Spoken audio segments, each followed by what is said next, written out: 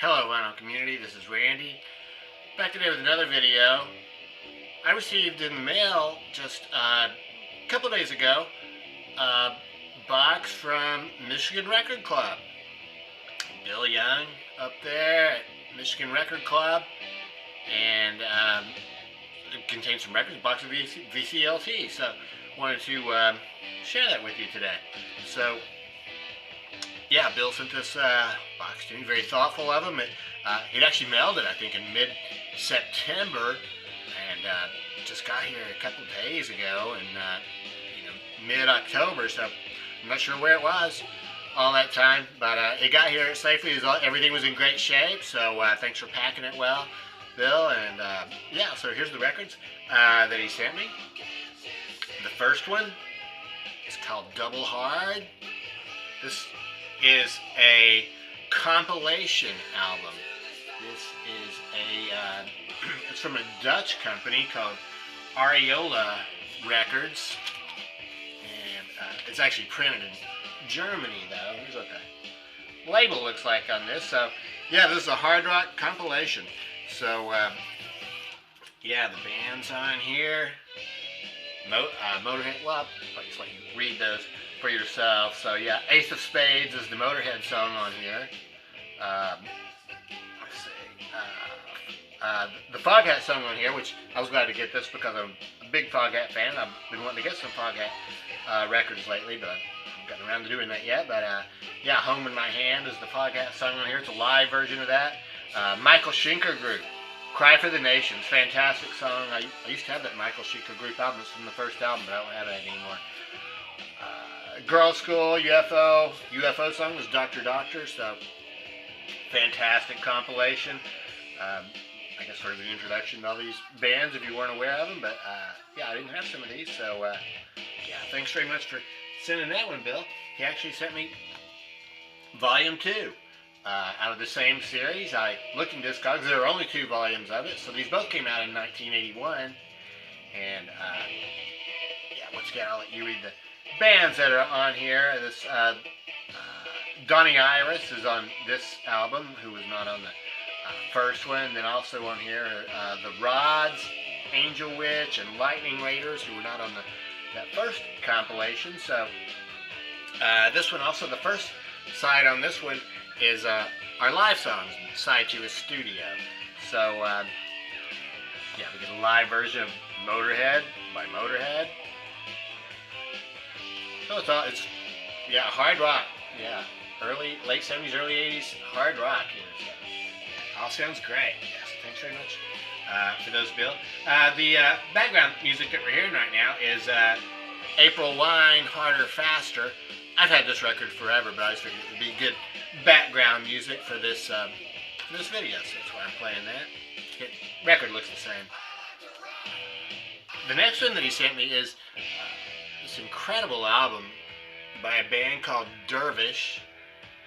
Some Monsterism is the name of the album. I took this out of the box and I was like, I didn't know what it was. I was it sounded like maybe something I might have heard of before, but I really didn't know what it was. But then I was entering these in Discogs, and it turned out this was on my want list in Discogs. So yeah, it had been on my want list for a year. So I'm thinking that, I probably saw Bill showing this a year ago. Somebody must have shown it. I'm not sure who suggested this to me, but yeah, Bill sent this one to me, and this is incredible. This is New Wave of British Heavy Metal. This album was recorded in 1980, but not released until about 2000, and it's actually a very limited edition. You can see there it's 352 out of 750.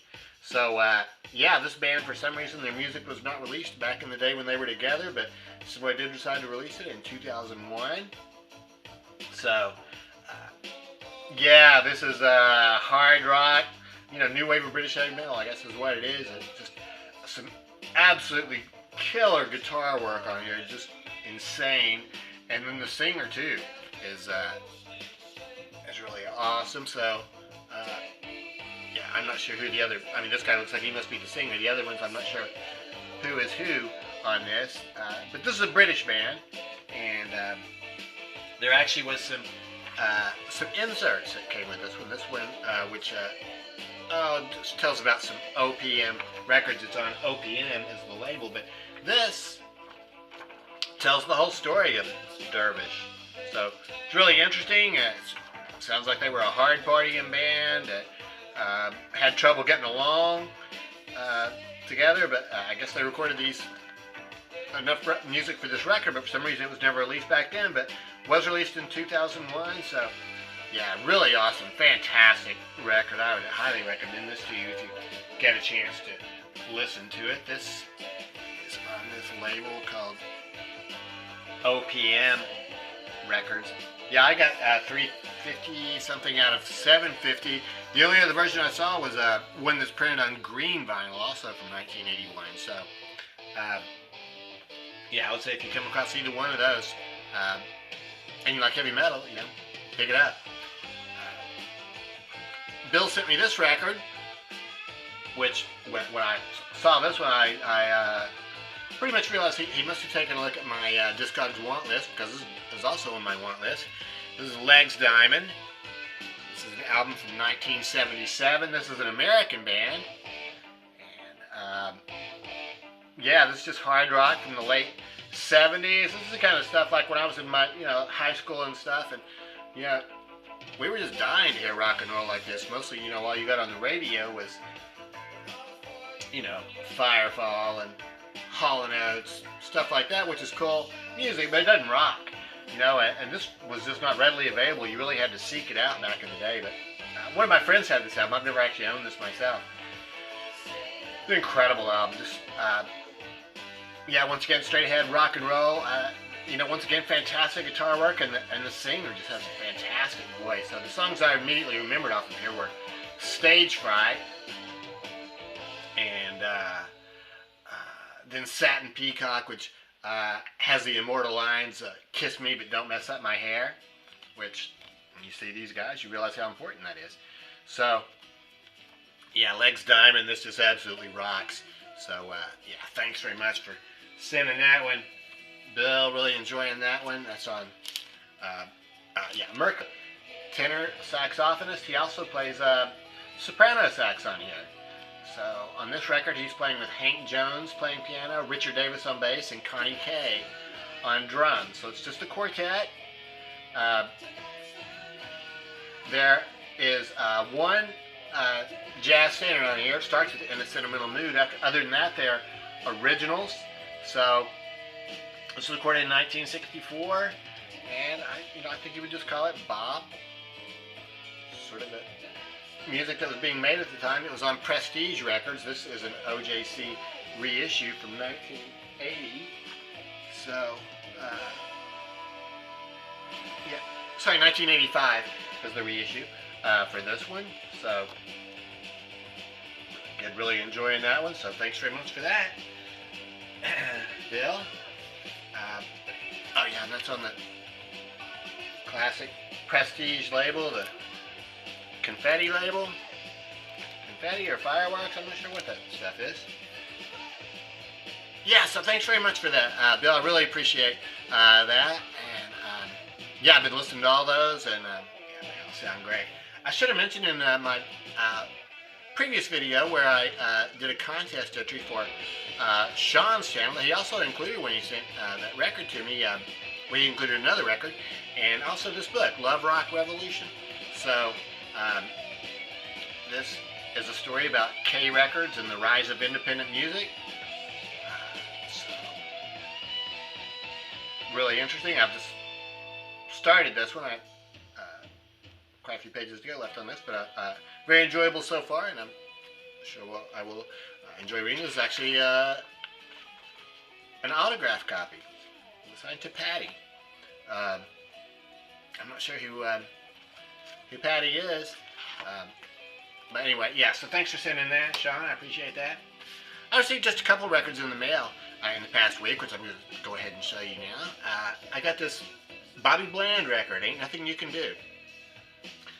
Bobby Bland is, I guess, a rhythm and blues singer from the early 60s, and I've heard of him a lot, but I've never gotten any of his music before.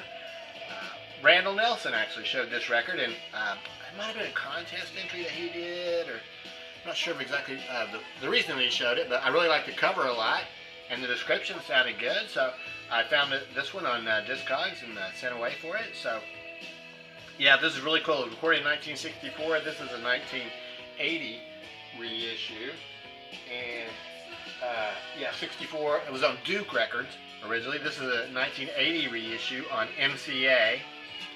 So there's some liner notes and stuff here on the back. It doesn't really tell who's in his band or anything like that. So it's mostly him singing. There's horns and everything like that. So yeah, definitely rhythm and blues.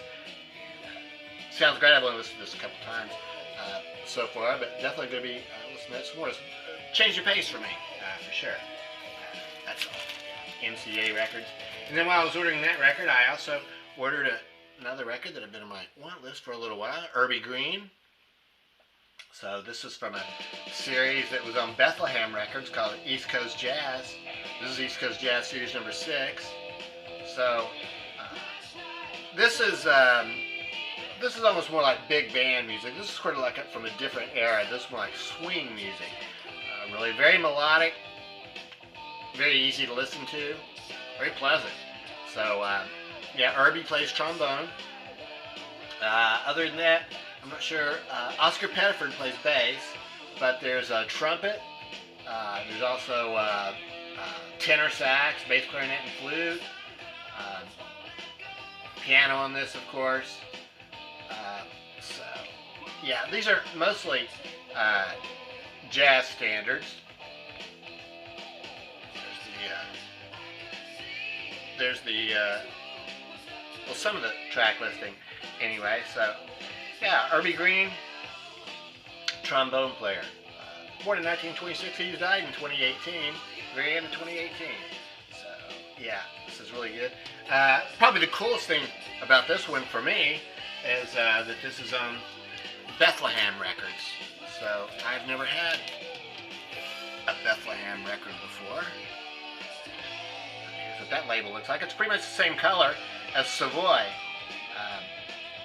So yeah, I'm glad to get a record from Bethlehem. So yeah, this album came out originally in 1955.